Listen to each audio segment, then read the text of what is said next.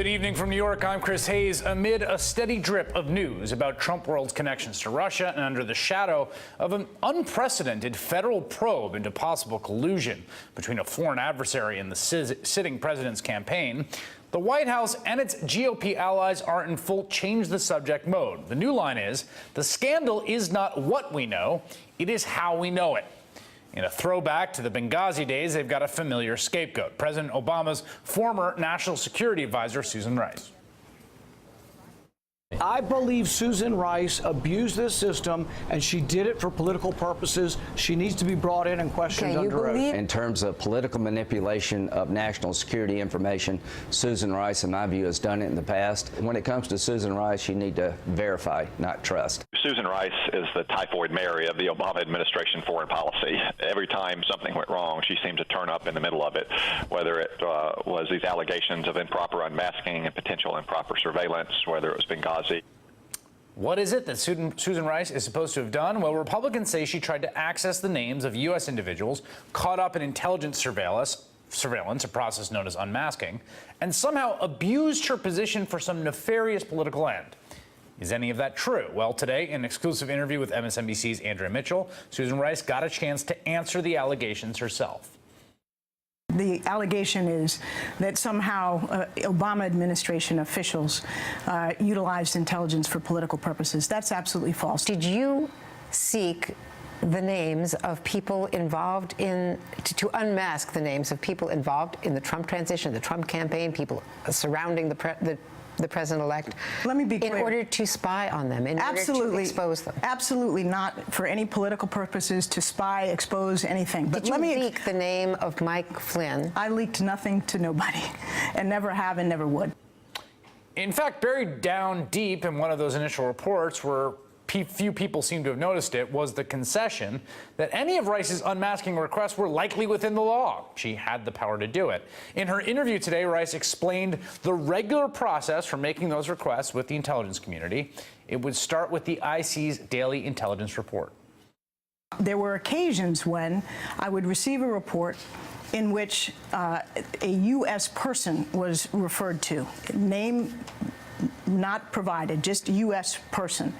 And sometimes in that context, in order to understand the importance of the report and assess its significance, it was necessary to find out or request the information as to who that U.S. official was. What I would do, or what any official would do, is to ask their briefer whether the intelligence community would go through its process, and there's a long-standing established process, to decide whether that information as to who the identity of the U.S. person was could be provided to me.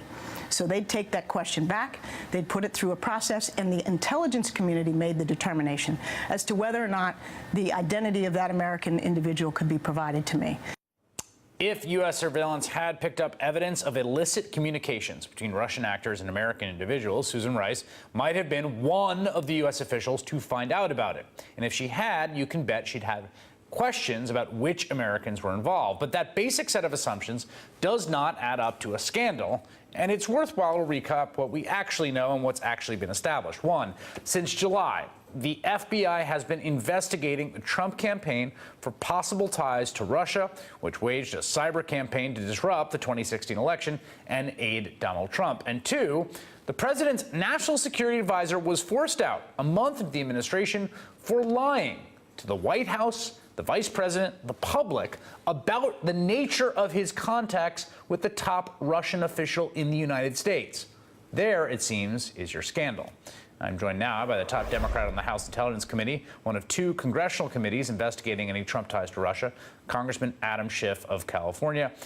Congressman Ken Delaney, my colleague, had this quote that I thought was interesting and made me think. He says, nonpartisan former senior intel official to me just now on unmasking fake scandal. It's like Iraq WMD, a theory in search of facts. What do you make of that? Well, you know, it certainly is a theory in search of a villain, and for whatever reason, the hard right has always chosen Susan Rice to be their villain. I think you heard some snippets about that today. I was dragooned into service on the Benghazi Select Committee for 2 years. That committee's purpose was to take down Hillary Clinton's numbers, but one of the central figures the Republicans went after and after and after was Susan Rice. And after 2 years, they could find nothing that Susan Rice did wrong. In fact, the only thing Susan Rice did was go on Sunday morning shows and repeat what the Intelligence Committee best assessment of the early hours of Benghazi was. That was consistent with what we were hearing, what Susan Rice was hearing. And that's all they could find, which was perfectly appropriate on her part. So what it is they have about Susan Rice that they like to go after her, I don't know. But I do think you're right in your summation at the outset. This is yet another attempt to distract attention from the Russia probe, which they obviously want to defer and deflect as much as they can. Now, you recently went to the White House after this long, complicated sort of, it seemed to me, misdirection play by the chair of your committee, Devin Nunes, possibly sort of laundering information from the White House that was given to him. He then briefed the White House about, all to maybe back up some kernel of some version of a tweet the president sent out about being, quote, spied on or wiretapped. You've now gone and viewed documents. They're classified, I imagine. But can you give us your reaction? Was it a, oh, yes, the president was right that he was wiretapped? Was it something else? While I can't go into the contents of those documents, I can tell you I haven't seen anything during the course of this investigation that backs up in any way, shape, or form President Trump's accusation against his predecessor, that his predecessor was illegally wiretapping him, or even the more broader allegation that he was surveilling him somehow. There's no basis for that whatsoever. And the Wall Street Journal just reported, and again, I don't know if this is accurate, but it would explain a lot of the skullduggery in the White House. They just reported that the White House itself generated these materials that they then wanted to share with the chairman alone and have the chairman report back to the White House. That would explain why Sean Spicer says it was in the ordinary course of business. Of course, there's nothing ordinary about it, unless the ordinary course of the White House business is trying to interfere in congressional investigations. But nonetheless, it's the first time that anyone has reported that these documents were by and for the White House. And if that's accurate, it would certainly explain a lot of why Sean Spicer and others in the White House were so desperate to hide their involvement. A colleague of yours, Congressman Castro, earlier today said that if he had to bet, he would bet that people will go to jail over the end result of the investigation that the FBI is conducting. Do you agree with that? Well, I'm not a betting man. The most I'm willing to say is we're at the very early stage of the investigation. I don't think any of us can tell where it will lead. And I don't think we should prejudge the outcome. We should instead dedicate ourselves to following the facts wherever they lead. So I'm not prepared to bet on any particular outcome. I just want to make sure that we get to the bottom of this. I want to ask you about Carter Page, an individual who has been often mentioned in reports as a subject of investigation because of his contacts with possibly Russian intelligence officials. There's a story that he was a target of Russian spies for recruitment, passed them documents, BuzzFeed said. And today responded and said, I didn't want to be a spy. He said in an interview with ABC News, I'm not a spy. Is Carter Page someone that you guys are going to have come before the committee? He's certainly a person of interest, and I think at the appropriate time, we are going to want him to come before the committee.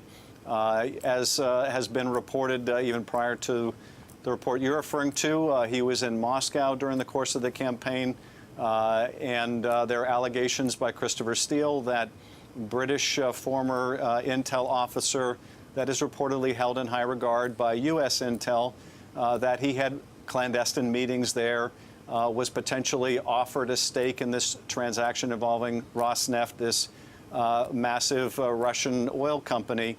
So we obviously want to get to the bottom of those allegations, find out whether there's any truth to them.